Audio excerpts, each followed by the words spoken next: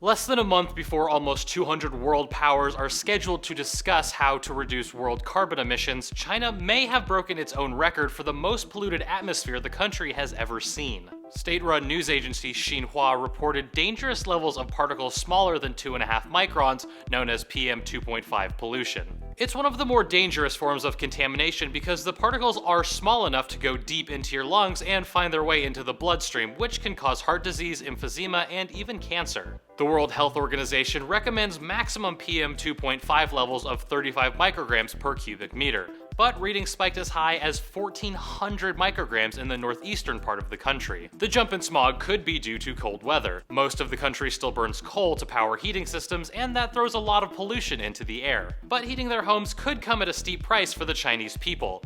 Several hospitals' respiratory wards became packed with patients, and government officials warned citizens to stay inside. This news comes on the heels of a US Energy Information Administration report that said China had underreported its coal usage by 14% since 2000. But even with the increased scrutiny on China's emissions, the country still may not be inclined to decrease production anytime soon.